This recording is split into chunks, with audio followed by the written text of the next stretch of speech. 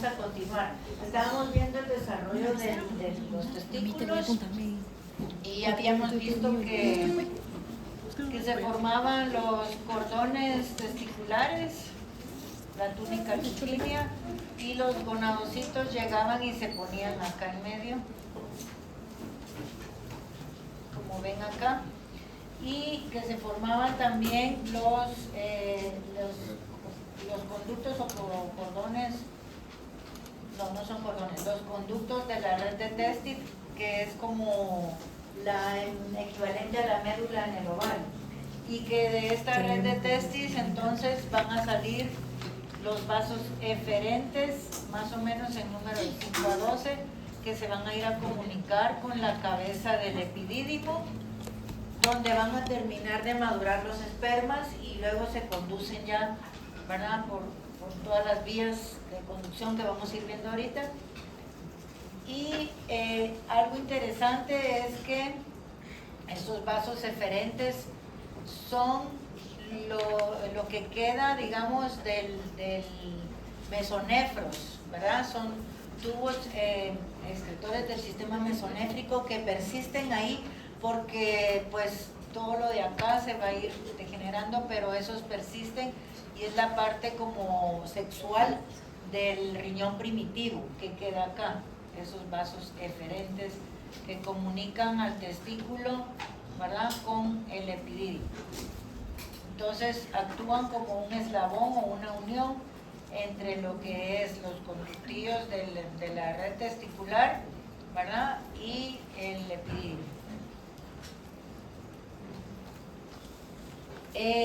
Los cordones testiculares durante la vida fetal, ya lo vimos, ¿verdad?, en el laboratorio, van a tener dos tipos de células, que serían los gonadocitos, que en este caso ya van a ser espermatogonias, ¿verdad?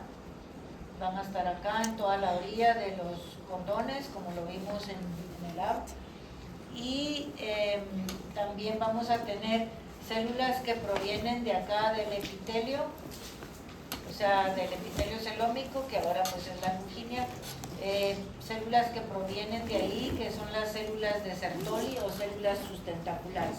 Entonces hay dos tipos de células en lo que son los cordones, ¿verdad? Y también podemos observar o sea, todo el intersticio, que es esto como bichito que está acá, donde van a estar las células intersticiales o de Leydig, que aquí creo que no están demostradas todavía. Estas que ven aquí son las células de Sertoli y estas las espermatogonias, que van a encontrar ustedes aquí dentro de los cordones, ¿verdad? Hay tres estructuras que son del tejido conectivo denso, como sería la túnica luquínea. También tenemos de esa túnica parten cordones testiculares, ¿verdad?, hacia el interior del testículo, y también, o sea, el mesorquio, que es esta estructura que vimos también en el laboratorio, que viene, o gubernaculum testis, ¿verdad?, que viene a detener lo que es el testículo hacia el cuerpo de Wolff originalmente, y que después se vuelve como un ligamento pues que lo va a sostener, ¿verdad?, que se llama mesorquio. Entonces esas tres estructuras del tejido conectivo, estas proceden del esbozo, ¿verdad?, del mesénquima o mesodermo, pues, pero mesénquima se llama en el embrión, del esbozo testicular. O sea, cuando se esboza el testículo, o sea que se va a formar esa gonada, allí van a estar estas estructuras del tejido conectivo del mesénquima y se forman. Ahora bien, las células intersticiales o de Leydig, bueno, y el tejido intersticial que ven aquí, este sí ya se va a formar del mesénquima del testículo propiamente dicho, ¿verdad?, que está en medio de los cordones testiculares. Entonces tienen dos tipos de estructura que van a variar, ¿verdad?, que va a variar.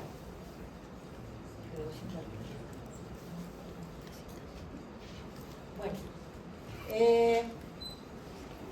O sea, que dice, bueno, aquí sí está hablando un poquito de las células de Leydig, que ya las vimos también. Son células bastante grandes, con citoplasma acidófilo, núcleo basófilo, y tienen formas diversas, ¿verdad? Y se encuentran abundantemente en lo que es el intersticio, o sea, en medio de los cordones, entre cordón y cordón.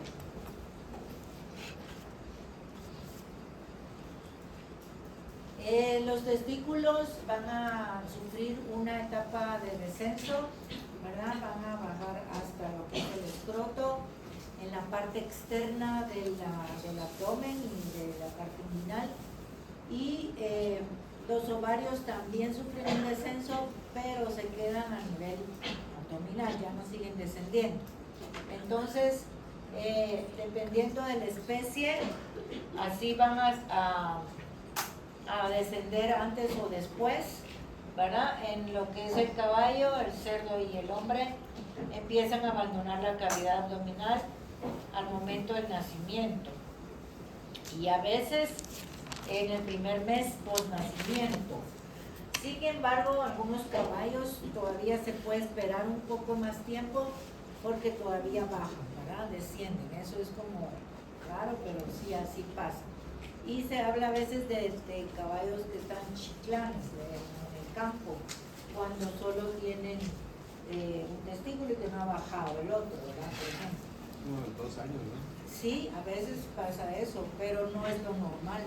Lo normal fuera que bajaran desde el nacimiento o al mes o más.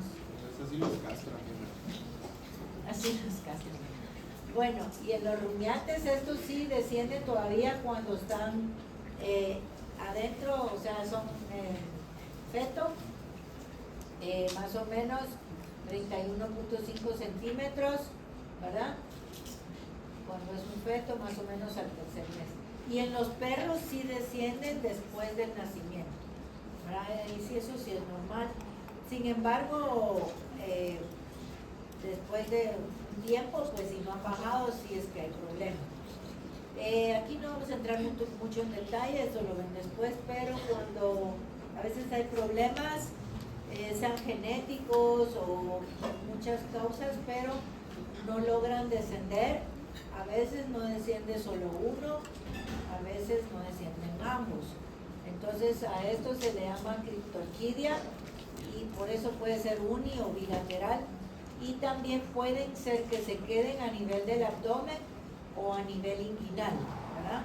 Entonces depende, van bajando y puede ser que se queden en el abdomen o en la región inguinal. Al momento de ayudarlos a operar, pues sería más fácil si están en la parte inguinal. Esto no quiere decir que no sean, o sea, si solo tienen un testículo siempre van a ser fértiles, ¿verdad? Y hay que tener cuidado porque siempre van a preñar a las hembras. Y como les digo, casi siempre es un factor genético, entonces si no queremos que nos sigan naciendo así, pues mejor no lo usamos para reproducción. Ahora, si son ambos testículos, también ojo, porque estos animales siempre van a tener las células de Leydig, ¿verdad? O intersticiales, y pues van a producir testosterona y por lo tanto van a tener líbido, ¿verdad? Lo único que como los testículos están adentro, de la cavidad abdominal o inguinal, entonces van a sufrir muerte espermática, o sea, ahí no nacen porque para que se lleve a cabo la espermatogénesis debe haber una temperatura menor que la del cuerpo, ¿verdad? En el caso del ser humano, por ejemplo, estamos a 37 grados, ellos tienen que estar como a 36, ¿verdad? Entonces en los testículos siempre va a haber un poco menos de temperatura y por lo tanto cuando no descienden no hay formación de espermatozoos, pero sí podrían ellos saltar a una hembra que está en celo e indicarnos que esa hembra está en celo. Entonces se usan a veces como marcadores, ¿verdad? Cuando la monta es así libre, digamos, ¿verdad? Lo que necesitamos nosotros saber para inseminar también, pues necesitamos ver quiénes están en celo, ¿no? Doctora, perdón, entonces en este caso los caballos o los animales sí siguen siendo fértiles, pero, perdón, no siguen siendo fértiles, pero sí tienen el comportamiento. Tienen línido, sí, entonces ellos, si son ambos testículos, ahí sí no son fértiles. Si uno sí desciende, sí es fértil, pero obviamente va a tener menos capacidad de fertilidad, ¿no? Que va a ser solo uno el que está trabajando. Pues aquí hago un paréntesis porque alguien me preguntó, ¿sí? Digamos que algún animal no desciende sus testículos, entonces hay como algún periodo en el que después de ese, aunque se opere el baño, ya no se va a funcionar. Sí, porque se pueden llegar a atrofiar. O sea, si se espera mucho, no. Generalmente se trata cuando no han llegado a la pubertad, ¿verdad? Usted se da cuenta cuando todavía son prepúberes. Entonces, de operarse tiene que ser ahí, para que cuando lleguen a la pubertad ya se empiezan a formar los espermatozoos, ahí sí. Pero si es mucho después, ya no. Aquí hago un paréntesis, alguien me decía ayer, creo que por ahí lo había visto, pero ya se me perdió que el doctor Llerena les había indicado que en las vacas no hay glándulas sexuales accesorias menores, ¿verdad? Entonces yo me puse a ver porque en mi literatura, no sé, me acuerdo dónde la saqué, dice que sí. Lo busqué en Google y dice que sí, pero lo busqué en un libro de anatomía que tengo yo de Alemania y ahí no lo menciona. Entonces, táchenlo y disculpen, no lo vamos a poner. Ahí está, sí, se fue, va. Y vamos a quedarnos con que solo hay mayores, ¿sí? Por favor, en las vacas, para que no quede eso así en el aire de que nos contradecimos uno con otro. Entonces, por favor, arreglen eso. Yo lo voy a arreglar rápidamente. Bueno, el conducto mesonéfrico, entonces, bueno, aquí ya terminamos con los testículos y vamos a ver los conductos. El conducto mesonéfrico de Wolf sería este, más o menos a la séptima semana del desarrollo. Su segmento craneal es muy tortuoso porque crece muy rápido. Tortuoso es que hace todos sus movimientos, es muy rápido el crecimiento y va a ser lo que es el conducto lepidídimo. Pero el que está en la región caudal o cola, ese va a permanecer extendido, o sea, más recto, y este es el que va a formar el conducto deferente, fíjense, una D, deferente. Y también este conducto, ya lo vamos a ver en otras imágenes, este conducto de Wolf va a formar lo que es la vesícula seminal y el conducto eyaculador. Entonces, del conducto de Wolf o mesonéfrico se forman 4 estructuras, bueno, 3, pero digamos 4. El epidídimo, el conducto deferente, la vesícula seminal y el conducto eyaculador, ¿sí? 4 estructuras se forman del conducto mesonéfrico. Aquí tenemos conductos mesonéfrico y paramesonéfrico, esto ya se los había enseñado antes, para el paramesonéfrico, que sería este, pero el mesonéfrico es este. Este es a las 7 semanas y aquí estamos a las 9 semanas y pueden continuar el conducto mesonéfrico. Recuerden que este conducto mesonéfrico también sirve para formar parte de lo que es el aparato urinario, ¿verdad? Aquí lo tienen en otro esquema que les enseñé al principio. Este sería el mesonéfrico y este el paramesonéfrico. Y entonces, como los testículos, ya les había mencionado, forman andrógenos, ¿verdad? En sus células de Leydig, esa hormona estimula los conductos mesonéfricos o de Wolf. Y a la vez hace que los paramesonéfricos empiecen a degenerar, ¿verdad? Ya no se empiezan a seguir desarrollando, sino que se van a ir degenerando, ¿verdad? Y en las células de Sertoli, además de esto que se produce la testosterona o andrógenos, allí se produce una sustancia que se llama sustancia inhibidora mülleriana. ¿Eso qué quiere decir? Que va a inhibir al conducto de Müller, ¿sí? O para mesonero. Entonces lo inhibe y ya no se va a desarrollar, ¿verdad? Aquí tenemos otra imagen donde pueden ver el mesonefros, sería la segunda etapa del desarrollo del riñón. Aquí tenemos el mesonefros y este es el conducto oral que va aquí a la orillita.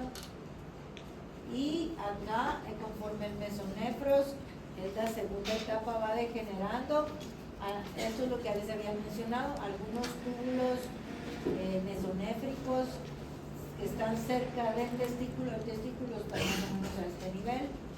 Los que están muy cerca de acá, ellos siempre persisten y son los que van a formar los conductos eferentes, que sería por eso los que unen al testículo con la cabeza del epidídimo, que se forma del conducto mesonéfrico, ¿verdad?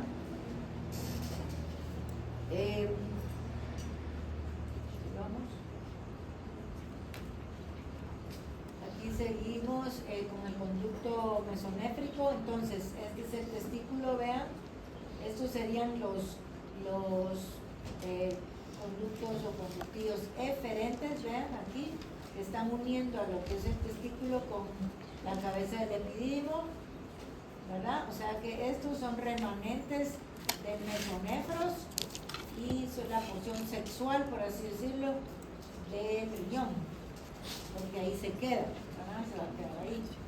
Y estos comunican con la cabeza del epidídimo, que es la primera porción que se deriva del conducto mesonéfrico. Veamos aquí. Del conducto mesonéfrico, entonces, se va a formar el epidídimo, que es toda esta estructura, con su cabeza, cuerpo y cola, ¿verdad? Epidídimo. Luego se forma el conducto deferente, que es todo esto. Conducto deferente, que se caracteriza porque es bastante recto si lo comparan con este que está tortuoso y tiene una capa gruesa de músculo liso, ¿verdad? El conducto deferente. Luego se origina el conducto deferente, sufre en su porción terminal una evaginación y forma la vesícula seminal, ¿sí? Y entre la vesícula seminal y la uretra se forma el conducto eyaculador. Esas son las 4 estructuras que se van a formar del conducto mesonéfrico. ¿Estamos? ¿Sí?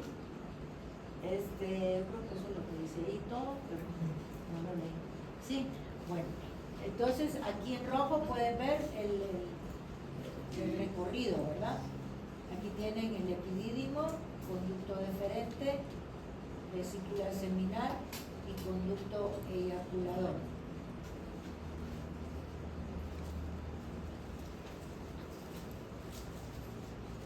Bueno, ahí, ahora no hay dudas con lo del conducto, cómo se forman esas vías, o con la formación del testículo, hasta donde vamos, ¿todo bien? Entonces ahorita vamos a entrar a ver lo que son los genitales externos, ¿verdad? Su desarrollo. Tanto como en la hembra, pasamos por una etapa diferenciada que ya la vimos, ¿verdad? Que es donde se forma el tubérculo genital a nivel del seno urogenital. Tenemos la membrana cloacal, los pliegues urogenitales a la par de la membrana y las tumefacciones o pliegues labioescrotales, que en este caso va a dar origen al escroto, ¿no? El tubérculo genital se alarga formando el falo, este todavía es etapa indiferenciada. Y acá ya no es membrana cloacal, sino que ya se le llama membrana urogenital. Y estos pliegues siempre están a la par, ¿verdad? Y aquí ya podemos ver que se forma la membrana anal también. O sea, lo que es el tabique, se recuerda que el tabique urorectal viene y va creciendo y va a separar lo que es la membrana urogenital del anal. Y más adelante va a ser el ano y el orificio urogenital, ¿verdad? Pero hasta aquí estamos en etapa indiferenciada todavía. Esto aquí, donde está el tabique, más adelante se le llama perineo, o sea, lo que está entre el ano y la vulva, digamos, o en el caso del macho, se llama perineo. Bueno, aquí entonces hablamos desde desarrollos genitales externos desde la 7ª semana, o sea, vayan viendo aquí las semanas y va entre las 7 a las 9, ¿verdad? Entonces, la masculinización se debe, ya está claro, a los andrógenos que se forman en el testículo y también ayudados por la sustancia antimülleriana formada por las células receptoras, ¿verdad? Eso hace que se desarrollen los genitales masculinos. El falo se va a alargar y agrandar para formar el pene en vez de clítoris, ¿verdad? Piedra en la hembra del clítoris. Y veamos los pliegues urogenitales, que serían estos, ¿verdad? Estos van a formar las paredes del surco, ¿es con amarillito? Es el surco uretral.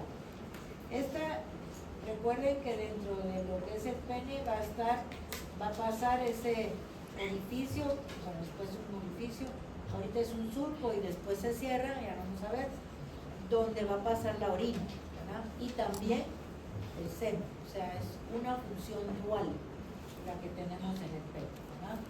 Entonces, estos pliegues las paredes van a formar, o sea, lo que es el surco uretral en la superficie ventral del pene, ¿verdad? Y estos se van a fusionar. Recuerden que en la hembra quedaban más o menos libres para formar los labios menores. Aquí se fusionan casi en todas sus partes, ¿verdad?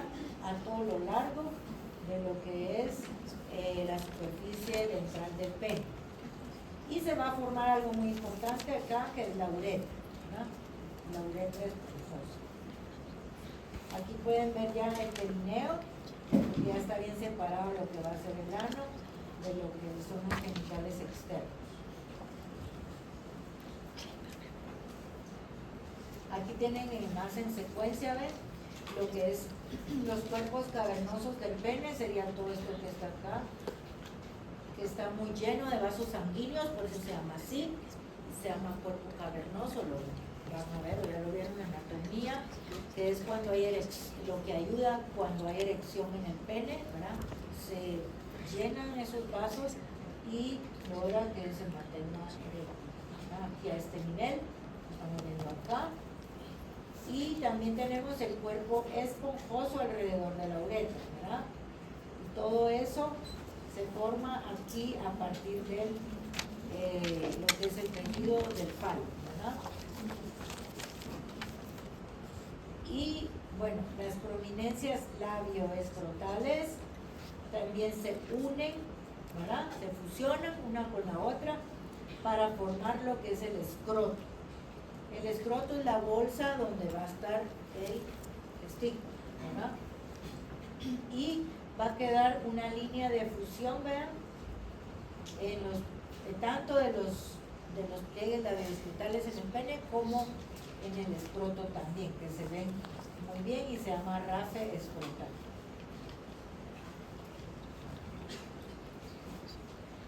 Ya en la semana número 12 se va a sufrir acá a nivel de lo que es el pene una invaginación, ¿verdad? Del ectodermo, o sea, de la piel en la periferia de lo que es el glande, ¿verdad?, del pene, y esto va a ser para formar lo que es el prepucio, ¿verdad? Que recuerden que el pene tiene también como una capucha que está hecha de piel, y esta se puede imaginar, y aquí es más o menos a la semana 12 que se está formando, ¿verdad? Y tenemos también los testículos dentro de una bolsa, entonces están bien protegidos los genitales externos del macho, ¿verdad?, y de la hembra también.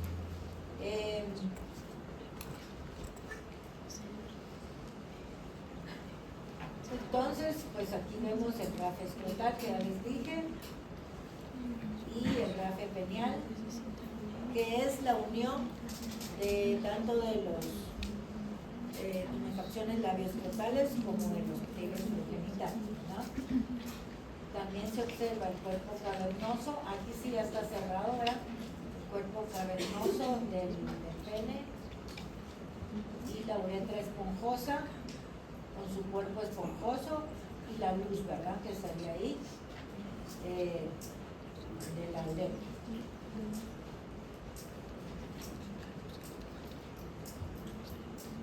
No sé si tienen dudas hasta aquí. ¿No? Vamos bien. Vamos. Entonces vamos a ver, en el macho también hay glándulas sexuales anexas, ¿verdad? Una de ellas, ya la vimos cómo se formó, es la vesícula seminal, que esta proviene de la parte caudal del conducto deferente, ¿verdad?, que es originalmente era el conducto mesonéfrico, ¿sí? También tenemos el conducto eyaculador, que sería también del conducto mesonéfrico, que proviene, y se va a ubicar entonces en donde termina la vesícula seminal, ¿verdad?, y la uretra, en medio de ellas. ¿Por qué? Pues porque, miren, pues estas glándulas lo que tienen, su función es sacar líquidos, ¿verdad?, para dar volumen al espermatozoide que se formó en los espermas que se forman en los testículos. Eso da volumen y juntos ya se llama semen, ¿verdad?, que es lo que uno va a estudiar, ¿verdad? En un examen de semen, mira uno muchas cosas que van a ver ustedes en el laboratorio clínico, pero al sacar una muestra, pues es de semen. Ahí van a ir los espermatozoides, pero también van a ir líquidos, ¿verdad?, que se forman de estas glándulas sexuales anexas. Entonces, como acá se forma ese líquido, va a pasar por acá, por el conducto eyaculador, y va a salir por medio de la uretra, ¿sí? Aquí en la uretra, aquí sale lo que es orina, y también, vean, va a salir todo lo que es el semen, ¿verdad? Bueno, entonces ese conducto eyaculador también proviene del conducto mesonéfrico.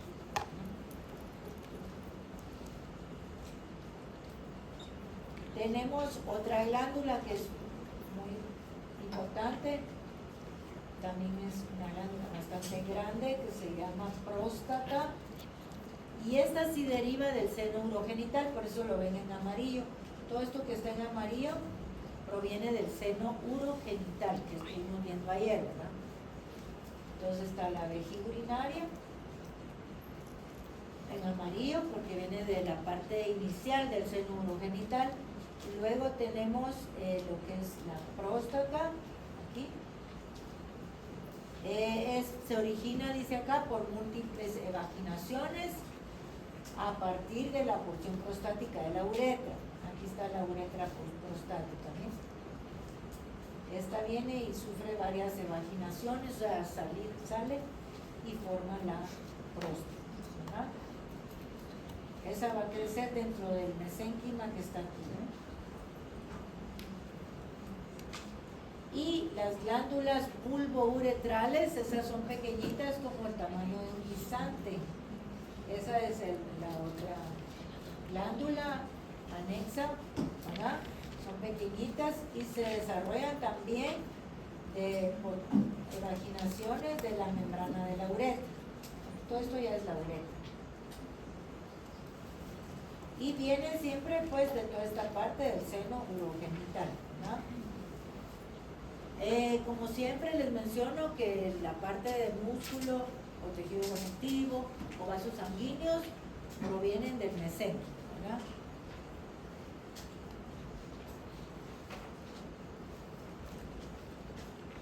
Perdón, aquí hay un error en este, aquí es gubernáculo testis o testicular. Me faltó aquí es testicular. Tiene ese error, ¿no? Porque solo gubernáculum es cuando es la gona indiferencial. Y tenemos esta tabla, la tienen ustedes en sus copias. Aquí es como para resumirles prácticamente todo lo que hemos estado viendo y para facilitarles, ¿verdad? Entonces, por ejemplo, tenemos la estructura embrionaria y qué va a derivar o qué se va a formar en el macho y qué se va a formar en la hembra, ¿verdad? Entonces aquí tenemos, por ejemplo, de la gónada indiferenciada se va a formar el testículo en el macho y el ovario en la hembra. De la corteza de la gónada indiferenciada se va a formar los túbulos seminíferos y los folículos ováricos, ¿sí? Y de la médula de la gónada indiferenciada se forma la red testicular y la médula o red ovárica. ¿Estamos? Así se va todo. Por ejemplo, el gubernáculo se forma el gubernáculum testis o mesorquio en el macho y en la hembra el ligamento ovárico o mesovárico y el ligamento redondo uterino. Y así nos vamos con todas las estructuras para que ustedes puedan ir estudiando más fácilmente, ¿verdad? Los túbulos mesonéfricos, o sea, del mesonefro, van a dar origen solo en el macho, ¿verdad? A los conductíos eferentes. Y en la hembra se forman estas dos estructuras que son remanentes, o sea, quedan vestigios. El conducto mesonéfrico o de Wolf da origen al epidídimo, ¿verdad? Al conducto deferente, conducto eyaculador y vesícula seminal. Pero recuerden lo que les he estado diciendo, a nivel renal también va a formar los uréteres, la pelvis, los cálices y túbulos colectores. O sea, todas las vías urinarias se originan del túbulo mesonéfrico. ¿Sí? O sea, las vías de conducción del macho en aparato reproductor y las vías de conducción en lo renal se originan de el conducto mesonéfrico. En la hembra, obviamente, en lo renal también, ¿verdad? Pero de ahí todo lo demás son remanentes. El conducto paramesonéfrico, al revés, pues en el macho no se va a seguir desarrollando, ¿verdad? Esto es como un agregado nada más, pero no es que funcione. Y en cambio en la hembra sí, ¿verdad? Se forma todo lo que estamos viendo, la tuba uterina, el útero y la porción superior de la vagina y ligamento ancho del útero. Del seno urogenital, vean, aquí se forman varias cosas. Tanto en macho como en hembra se va a formar la vejiga urinaria y la uretra, ¿sí? Aquí se excepto la fosa navicular, esa es como una excepción porque en el hombre existe una estructura que se llama así, que tal vez la miren en anatomía o no, porque es del ser humano. Y se forma también, o sea, está el ventrículo prostático, la próstata y las glándulas biliares. Y en la hembra, pues igual la vejiga urinaria, la uretra, parte inferior de la vagina y las glándulas uretrales y parauretrales y vestibulares mayores. Y así nos vamos. Todo eso nos va a servir ya para estudiar el resumen.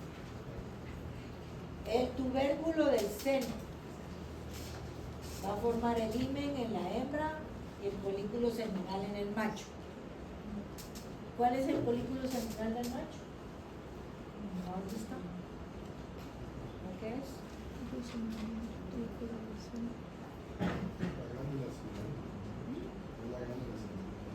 No, ese folículo seminal es donde va a llegar a nivel de la vejiga urinaria. Eso no lo han visto, pero ya nos tomamos un poco y lo vemos nosotros. Es donde llega, digamos, vienen los que es el conducto espermático, ¿sí? Y llega a dejar todo lo que se formó, ¿verdad? Lo pone en una como estructura a nivel de la vejiga urinaria ya para que salga por la uretra, ¿sí? Es como un recipiente, por así decirlo, pues, para que entiendan mejor, que se encuentra en la pared de la vejiga urinaria. Entonces ahí está ese folículo seminal, que es donde a donde llega el semen, ¿verdad? Ya para salir por la uretra. ¿Qué más?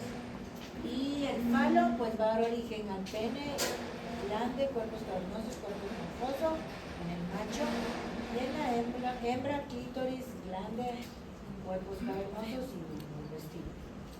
Los pliegues urogenitales, que es lo que está cerca de la membrana cloacal originalmente, va a dar origen al aspecto ventral del pene y a los labios menores en la hembra. Y las prominencias labioescrotales en el macho al escroto y en la hembra los labios mayores. Y acá tienen todo lo que quiere decir eso, lo que son los remanentes, ¿verdad? Para que ustedes puedan ver.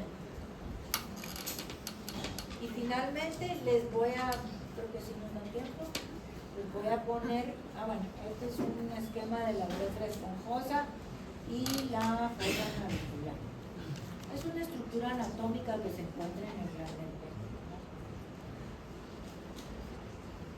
Y es del seno. Y entonces al final les voy a poner el resumen acá, más o menos de lo que estoy viendo aquí, pero ya resumido, por si les interesa, porque aquí les estoy resumiendo yo qué va pasando en cada semana, al menos las primeras semanas. En la tercera, ¿qué dijimos? Que aparecían los gonadocitos en la pared del saco vitelino, o sea, el portofilical y pedículo elantoideo, ¿verdad? Llegan por movimientos amiboideos a las crestas gonadales e inducen el desarrollo ya de las gonas, ¿sí? Y que se formen espermatogonias y ovoides, o sea, los que van a dar origen a los gametos, ¿sí? Esto cuando alcanza la madurez sexual, ¿verdad? A la cuarta semana se evidencia el esbozo de las crestas gonadales que se desarrollarán entre el mesenterio dorsal, también lo vimos, mesenterio es el intestino, y el mesonefros, ¿sí? Es en una etapa del desarrollo del riñón. Una a cada lado de la línea media, que van a ser los ovarios o testículos, ¿verdad? Son las gónadas. Por proliferación del epitelio semblómico, o sea, el epitelio que está alrededor, y del mesénquima subyacente. Estas van a ser estimuladas por la llegada de los gonadocitos. Eso que no se les olvide. Si los gonadocitos no llegan, no hay desarrollo gonadal. Y también, aparte de eso, se forma el tubérculo genital, ¿vean? Que es el que va a dar origen a los genitales externos, ¿verdad? En la cuarta semana. Quinta o sexta, ahí todavía es etapa indiferencial para todo, ¿verdad? Los ganocitos ya llegan totalmente a las crestas gonadales por vía mesenquimática, no se les olvide, no sanguínea, no de ninguna manera, sino que van por el mesenquio, siguiendo el mesenterio dorsal, a nivel del intestino caudal. Y así hacen que se estimule la cresta voral. A la 6ª semana, dice, el tubérculo genital se convierte en falo, muy importante. Y la membrana cloacal se convierte en membrana urogenital.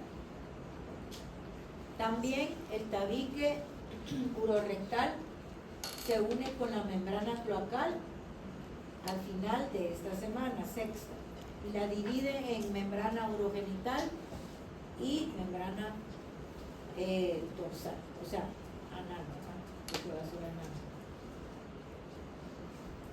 A la 7ª, la gónada masculina se empieza ya a diferenciar y va a formar gametos masculinos por división mitótica, o sea, van a formar espermatogonas. Las células de Sertoli también se encuentran ahí, se están formando la sustancia antimülleriana y las células de Leydig forman testosterona. ¿Estamos? A la 7ª. Y también se inicia la diferenciación de los genitales externos. Importante. El falo ya se va a formar lo que es el pene en los machos y el clítoris en la hembras. A la 12ª, que ya es cuando al 3er mes, cuando ya podemos diferenciar prácticamente si es testículo o es ovario, ¿verdad? La gónada femenina, no, perdón, cuando a la 12ª, cuando ya la gónada femenina se empieza a formar, a diferenciar en ovario, ¿verdad? Y más, y después se van a formar las ovogonas y las células foliculares para formar folículos primarios. Y los sexuales, los órganos sexuales externos, como conductos también genitales y glándulas sexuales, ya van a estar diferenciadas según el sexo del ser vivo en formación, ¿verdad? Pero se van a seguir desarrollando. Entonces, fíjense en esto, el ovario todavía de la hembra no está bien diferenciado. Comienza a diferenciarse a la 12ª, pero todo lo demás sí ya está diferenciado y se sigue desarrollando. Y hasta ahí llegamos. No sé si tienen alguna pregunta. ¿Alguna duda?